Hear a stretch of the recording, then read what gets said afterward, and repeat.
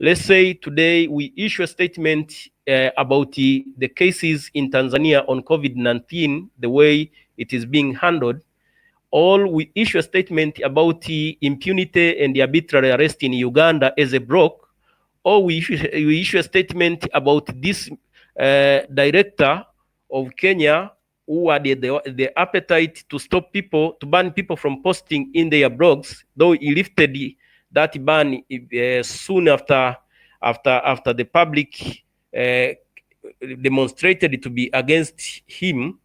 We may find our fate at least. If they don't like, at least they may listen to us and change the system of these laws, which are being copied from one country to the other, and the killing freedom of of expression. So I think we are running short of time, and I was given 6 to 7 minutes. I don't want to overspeak. Yes. I have submitted my presentation. I do request those who are in a position to circulate it to do so.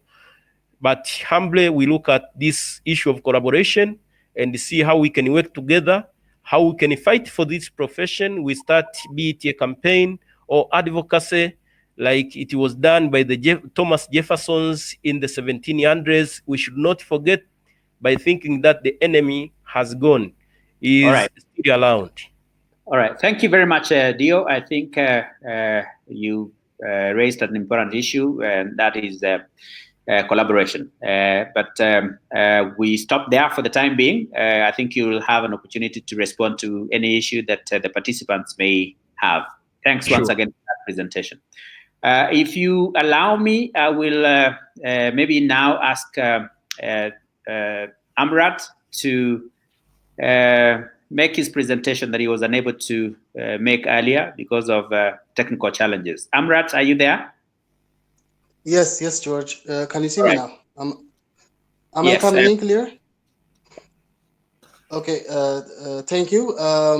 Thank you, everybody, for being patient with me. I was facing a little bit of technical difficulties. Happy Press Freedom Day, everybody. The topic I was given to speak briefly about was the safety of journalists in Ethiopia in reference to the new hate speech proclamation. And I was thinking about it on how to say a few words about this highly controversial proclamation, and I actually thought it would be best for me to articulate how this new proclamation is already taking toll on the media industry just by sharing an anecdotal evidence of its first day in court, which actually happened a few weeks ago. So I think it's no more a theoretical debate now. The hate speech and the disinformation proclamation in Ethiopia is a potential danger to the media or to the freedom of expression because already prosecutors of the Office of the Attorney General has filed their first case against a journalist by the name of Yagiso Shimelis recently, and they have went ahead and cited the new proclamation to actually charge him, and took him to court. So the funny part is, I think it's some kind of a record, for example, because this law actually entered into force on March 23rd, 2020, and on April 21st, the prosecutors filed their first charge. I mean, it's less than a month, and everybody was talking about how this proclamation could potentially be used to suppress, freedom of information or stifle the voices in the media. There you go. Immediately, a month before, coming into force, this law has been used to actually indict a fellow journalist in Ethiopia, and currently he's awaiting his first hearing to be held on May 15th. So what happened was, he actually went. He's actually in trouble for posting an information on Facebook, on social media, regarding the current COVID-19 public health emergency. What he did was Mr. Yayeso actually shared an information which says the government has issued an official order for the preparation of 200,000 burial grounds as part of the COVID-19 readiness strategy. So this was a peculiar information. We all understand that. But the unique thing about this was immediately after it was shared, it went viral on social media. It was shared and tagged and liked so many times. So obviously it caught the attention of the officials. The fact of the matter is Mr. Yeso cited no sources for this information. And the authorities at the same time were quick to come out and deny the factual basis of this information, and various media outlets and social media influencers, fact checkers at the same time, everybody came out and debunked this story. Immediately after that, Mr. Yayeso's Facebook page was blocked, and he took on his another social media platform, Twitter, and issued the formal apology. So few things are unclear here. First, the very essence that given the whole opposition to this sort of laws in Ethiopia and the experience the Ethiopian media has in terms of dealing with such sort of repressive proclamation for air, and streaming they're struggling. They're struggling to their last breath, and so this is not something that we can leave it to the boardroom guys or the shareholder meeting staff. This is something that should worry us as much, because our livelihood is at stake. And as I mentioned earlier, when you have 28,000 reporters and journalists losing their job in the US, and if you look at what's going on in Europe, in India, in Japan, you see that there is a large number of layoffs going on, and I don't think things will go back where they used to be. And I think it all starts from understanding what's going on and change the way we believe our place in the media. Thank you. Thank you very much, Tamrat. I think we're coming towards the end of the meeting, but there are a few questions on the chat. One of them is from a journalist in Rwanda, and maybe this goes to the president of the Kenya Editors Guild. If you read the question quickly, and it says, "Thank you for the meeting." It's David from Rwanda, and he's asking a critical question, which is why they were probably left out. Because he says what has been done to involve them as well. But that is one. I would ask, as we close, for Masharia to look at, there's a question from Elias Makori, Nation. Please look at the question on chat. And Kalinaki as well, as you make your closing remarks, maybe during the closing session, you may want to also respond to his questions. I think he has two for you, Daniel. So please look at those and respond to them. But maybe give this chance to the president of Kenya Editors Guild to respond to that question. But let me also refer to a comment from someone called Duracell. He says, well, there's a comment. It says, please join Data for Communicators Group. They had a meeting last week. IDRC and the Hewlett Foundation have some funding around evidence generation and aggregation. So maybe those are things to consider.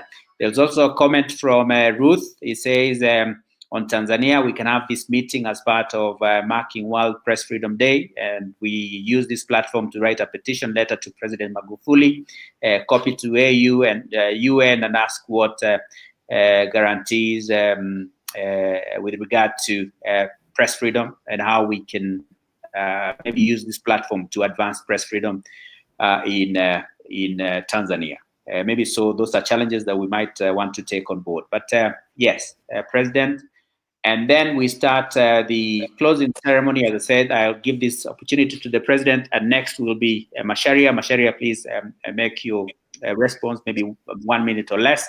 And then we invite Daniel Kalinaki and Lydia in that order, so that we close this meeting as quickly as possible. Thanks. Thank you, Professor. I hope I'm audible. Yes, you are. Please proceed. Thank you. I get the question from David in Rwanda, and I think it really is a question that goes to the committee that currently is trying to, on an interim basis, get the East Africa Editors Forum on its footing. And I think I'll take it as an invite that we should engage Rwanda from these very, very early days. I know that in conversations, even South Sudan has also come up. So there is a need and there is an interest, and I think for as long as we are focused and engaged, we should be able to find a room that accommodates all of us. Because at the end of the day, many of the issues that we have to confront, many of the issues that we have to look at, cut across our national boundaries. And many times, even just learning from experiences from colleagues helps quite a great deal. And creating a platform where such sharing and lessons can happen, I think will be useful for us all. I thank you, and I thank everybody who has made time to have this conversation. I think it's very clear to us that the future might look very dim, very challenging. The water is very rough. And if we are to look for reasons why it is so, we can find reasons in many places. But ultimately, it behoves us as the leaders of newsrooms in this part of the world to find answers. Yeah? And I really hope that we can put our minds together and find some creative ways to get these answers.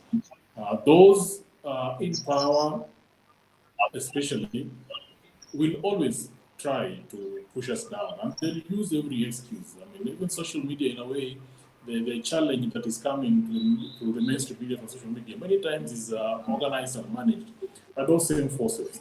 But we all know that for ages they've failed, and they'll continue to fail, but it never stops them from trying. So we just have to do the decent thing and keep going. Thank you very much. Thank you very much, Churchill. Macharia, do you want to take 1 minute or less to respond to Elijah Makori's question? Yes, very briefly. In fact, Kalinaki has already responded that sports journalists are having to do enterprise journalism. And I think that is, when today I look at Makori's own paper, The Nation, the sports pages are so much more interesting of events or scores or football matches. We are seeing a lot of enterprise journalism. We are seeing long reads. We are seeing sports features which probably in the past were never getting done or getting enough space. And even if the sportsmen and sportswomen are not on the field, there is still so much is happening around the sporting world in terms of what individual sportsmen or teams or athletes are doing during this enforced lockdown. And I'm seeing all these stories in The Nation, and I think we're seeing them in all the other papers in the world. And sometimes we are getting the features, the human interest features from the sports field, so to speak, which in the past were not getting enough space. Today, you can follow what Eliud Kipchoge does on a day-to-day basis, trying to keep him fit, while everything else has been shut down. There is so much to do, and it's not. I don't agree with Kalinaki that the sports reporters can cover other bits. No, there are still very many great sporting stories to be covered, and maybe this is the time now for our sports journalists to start also pushing and lobbying for their stories to move to the front page instead of always being at the back, because there will be time for there is going to be need for variety away from COVID-19. All right. Thanks, Masharia. Maybe before I invite Kalinaki and Lydia, I think he asked of the same question to Asrat in Ethiopia. Maybe Asrat, if you're here, please take 30 seconds or less to respond to the same question. Jesse and Dio, please look at the question. And the question is, how are sports journalists and editors in Uganda, Tanzania, and Ethiopia adjusting to the fact that there is no action on the field, especially the freelancers? How are the freelancers, for example, covering that? So please, 30 minutes or 30 seconds or less for each one of you. We start with Dio and Jesse. Jesse, maybe you start.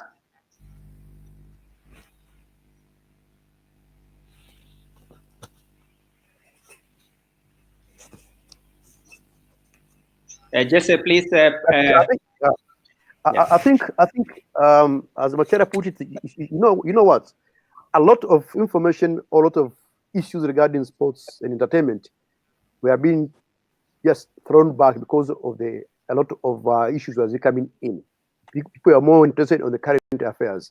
Now I think it's a time to go into details of discovering the details of all these guys who are involved in sports. Going to interrogate in details. Just forget about the superficial. Go into details to interrogate about the issues of entertainment and sports as far as they can go. Not necessarily to go to the field, but still there's a lot they can cover to know about the industry the way it is today. All right. Thanks, Jesse. Dio? Actually, what I'm seeing, there is a shift, a little bit of a shift from event-oriented reporting to issue-oriented reporting. We are seeing some analysis on sports pages, which was not the case before. We are seeing some investigative journalism in sports newspapers, which was not the case before. So I think we can learn out of this.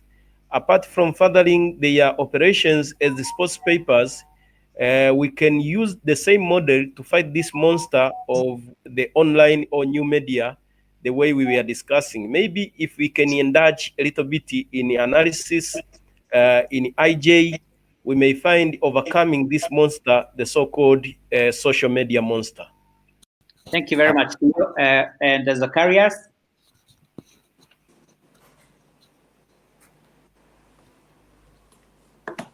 Zacharias, are you with us still?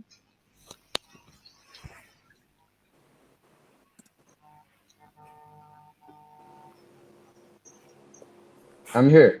Yes, please. There was a question from a participant from Kenya called Elias Makori. He says, how are sports journalists and editors in Ethiopia adjusting to the fact that there's no action on the field? And 30 seconds or less, please. Okay. Sorry.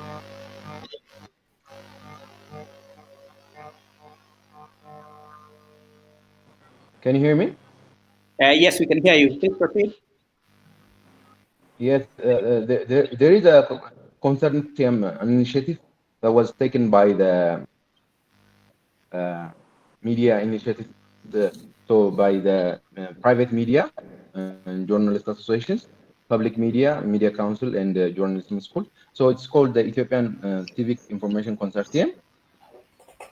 So this is with the aim of mobilizing funds from donors, international donors. So the government is also involved. The Ethiopian National Broadcaster, Authority is also on board. So we'll have tomorrow a meeting to go about how to go about with it. So this is what we have on the ground right now.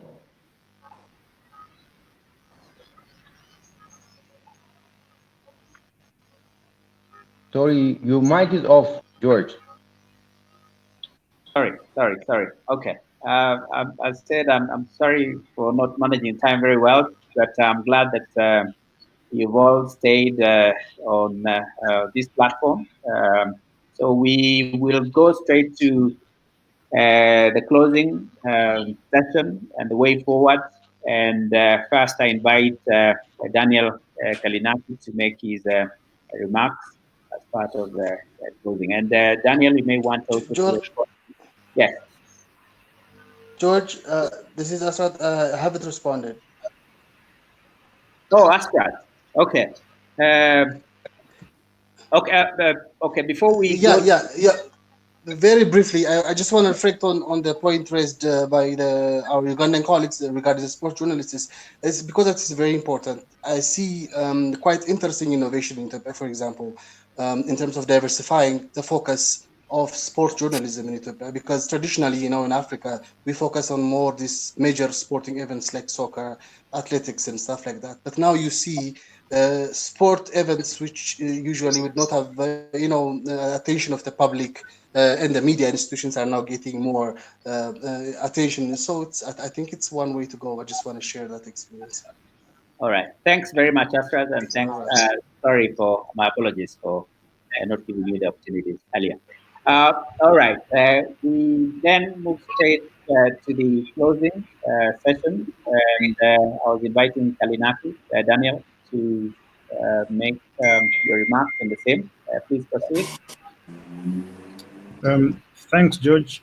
First, to clarify, my comment on the sports journalists covering other bits wasn't a recommendation. It was explaining what many are doing. My own sense is that actually, I agree with Marsh that this is the time for enterprise and for people to find more innovative story angles and ways of telling stories. I would in fact expand that beyond sports because many of the other traditional bits aren't happening. So the courts aren't sitting or are sitting remotely. Many parliaments are closed. Many there are no workshops. No press conferences. I think generally journalists have to become more enterprising, and that speaks to there's an earlier comment about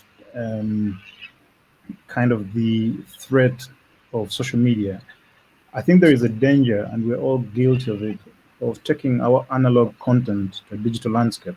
So if all we are doing is to take electronic versions of our newspapers as e-papers and put that online and expect people to pay for that as a mainstay, I don't think we're going to succeed.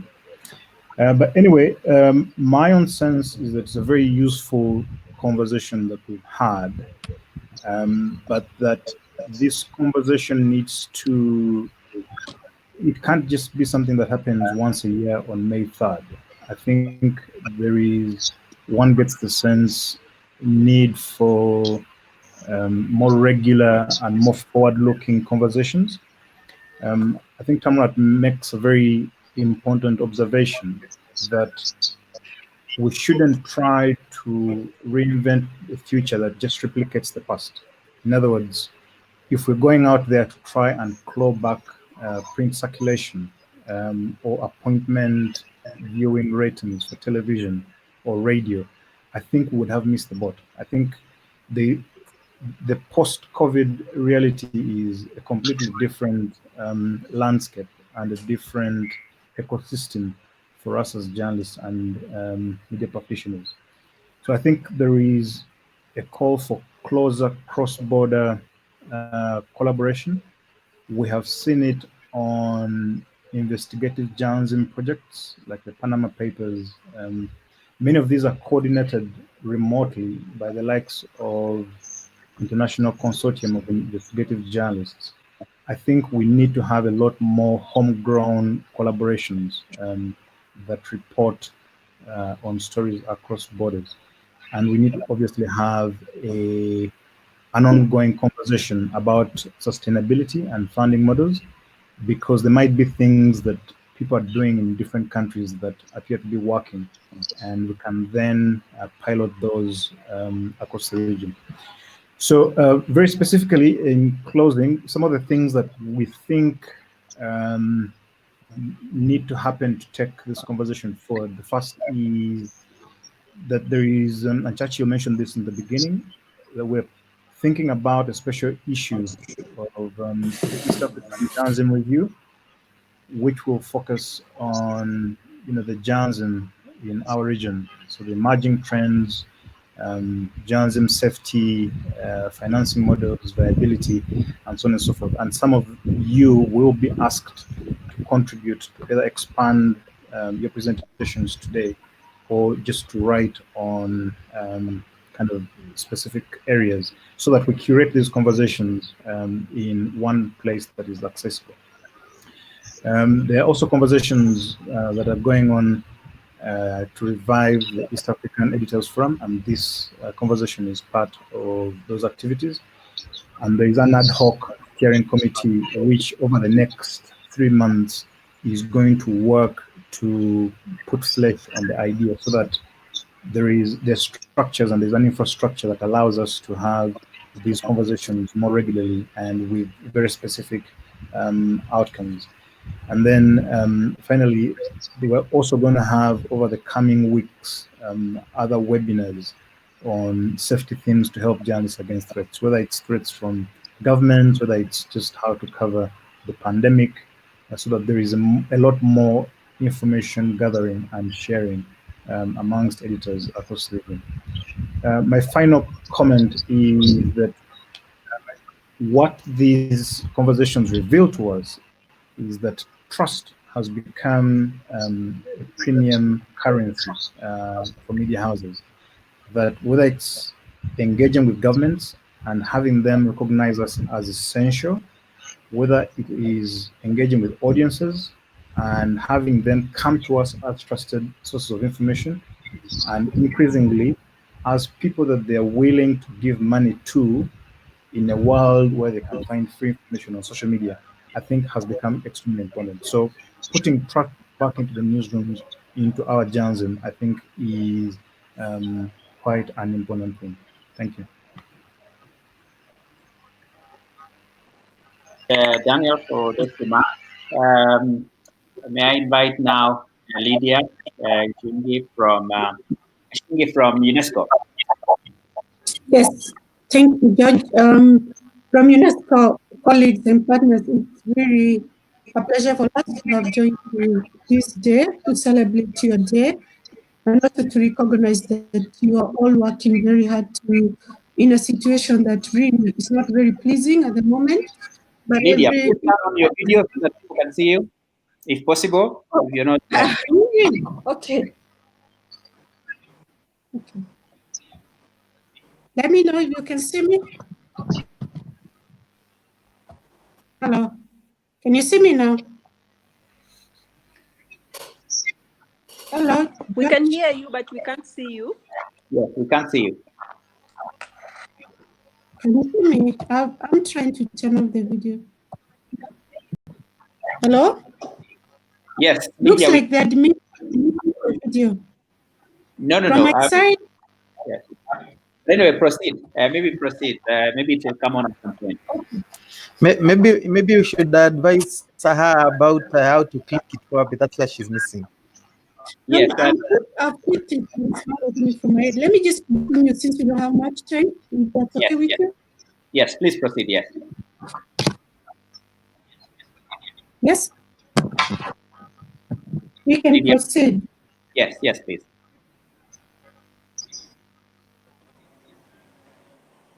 Okay. As I said, colleagues, it's the mandate of UNESCO to support media development and also to promote media freedom. And that's why we found it very necessary to support and to join this initiative by the Eastern African Editors Forum that was spearheaded by the Kenya Editors Guild. We also do appreciate the support for the media personalities, the friends and partners that have come on board. And the importance of this partnership, the synergy that are created in promoting freedom in this region and indeed on the continent, we cannot do it alone. And that's why allow me, Editors Guild, to appreciate the additional support that you have received from the Open Society Initiative for Eastern Africa. We thank them for joining efforts with us, and we look forward to working with them and taking forward the recommendations from this meeting. As the previous speaker said, as a follow to this meeting, this should never be a one-off. It should never be a it should never be something that we meet, discuss, and then go and meet after 1 year. As UNESCO, we are looking forward to strengthening the regional editors forum. And also, I heard you say that you'll be looking into admitting and South Sudan in the editors forum for Eastern Africa. And I believe this should start immediately. But before you do so, could you also look into the issues of strengthening the national editors forums and also ensuring that they have the capacity that is going to address the issues at the national level? We'll be more than happy to join you, Editors Guild, because we know right now we have a serious gap in terms of a strong media body in this region. We know previously, and I'm saying this with a lot of caution, we've had many initiatives, but because of the internal dreams and concerns, issues, a lot of these media, especially for Africa, have not been affected before to have the editors forum fill this gap. So this is a challenge to you, and it's also a challenge to us to support you. This webinar platform, as the previous speakers have said, we will continue to support you. We know there is an initiative by the Editors Forum to have 3-week webinar training sessions covering safety of journalists, in response to COVID-19, and of course the review journal that our colleague from Uganda has mentioned. We're looking forward to continue supporting and to contribute in every way, but more so to also ensure that the activity is also major activity is being now. We do have IF, your editors forum at the continental level, to build a hub for journalists that they can have a one-stop hub for all the information that they need regarding COVID-19. And we hope that the initiatives at the Eastern African regional level, at the national level, will also be reinforced by what we are doing at the continental level. May I say, because we are working with the return to the African Union, you do have platforms where you can hear your views. And I had somebody say one very important point. Before we think about, sorry to say, quote our dirty linen, the international fora, why do we trust our own national initiatives? Why don't we trust our own regional platforms and national platforms to advocate for the issues that are affecting our region? Why can't we strengthen the editors forum at the level to advocate for these issues? Why can't we use the special rapporteur for freedom of expression and access to information within the African Commission for People and Human Rights to advocate and to raise awareness of all these issues that are affecting us? Let's believe in our own good solutions, because even the buy-in by the people that need to be addressed, particularly the political class, will be much higher if these solutions are coming from us and suggestions are coming from us. For anyone who has worked with the African Union, anything that seems foreign, really like top-down approach, does not work with our governments, does not work with our leaders, it does not work with the African Union. Therefore, it is necessary and absolutely necessary we trust our own plan, trust our own, and we work. For these partners, UNESCO is fully cognizant of the fact that independence of journalism is under a lot of pressure. And there is a very strong approach to capture that we intimidate in order to hamper journalists in their daily work, and they are doing so influence free flow information. This is something we need to, and working with you to provide any possible support solution that can help your work every day. And I've listened to many things that have been discussed today, the concerns about independence of journalism, the major issues. In fact, the internet companies having become the primary curators of journalistic content, and some of them operating business models giving up to the mainstream media. But as we all know, the mainstream media remains very pertinent, remains very relevant, and we have to come up with solutions that are going to make it survive. We are also concerned at this very moment as UNESCO on the level of infodemic around the COVID-19, and this is leading to the disinformation and misinformation in a very unprecedented manner. However, we all want to have said today that information is it. The free flow of the right information it saves lives, and this is something we cannot begin with. And as Director General, the UNESCO Director General Audrey Azoulay has said in her statement, which we have shared with you, we are in a time when we are mad in worry and uncertainty because of the coronavirus disease. The partake and free from information is essential in helping face this disease, and they are decided thinking over this crisis can really be supported if we have better media. And in response to this, UNESCO is teaming up with the United Nations family, their partners at national level, regional level, and global level to support many initiatives at this point. And before I close, let me highlight a few of the things that perhaps you could also link up to. You could take advantage of that we are supporting at national level, particularly from the Addis office, that is the resort to the African Union.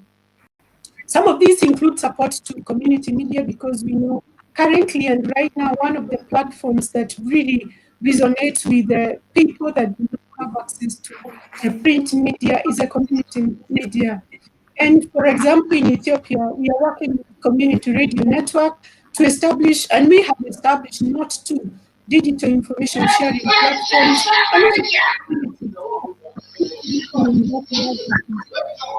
We also work, and this is something that we really look forward to working with you as editors in this region. UNESCO and WHO come up with a MOOC, a massive open online course that is on COVID-19. And we're working with partners, particularly IF, Forum, in the continent, and of course the African Union, CDC, and we will be looking forward to working with the editors forum at the national level to localize and contextualize this MOOC so that we can operate online and specifically make sure that the MOOC has units that respond to the concerns we are raising today.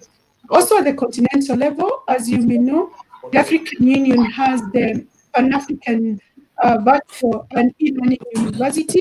We are working with them also to contextualize this MOOC on COVID-19 and many other MOOCs that we think that would really provide a platform for journalists to have the right training. As you've seen during this crisis, honestly, there's a lot we can do online. We do not have to spend millions of dollars meeting physically. We can still utilize the online platforms, and these are the innovations that we need to work with you. If you have good ideas, share with us to ensure that no one is left behind, not those people that are really never able to attend these meetings at the global level or regional level, but we can contextualize whatever is relevant to us and come up with innovations and with ideas that can respond to the challenges we have identified today. On this note, our partners, as I want to reiterate that I have supported the way forward, some of the things that you have said, and we'll be looking forward to working with you. We are not saying that we have the funding to do so, but UNESCO has the mandate to mobilize the funding when it comes to media development, when it comes to issues of promoting freedom of expression and media independence, and particularly one of the pertinent issues that is our mandate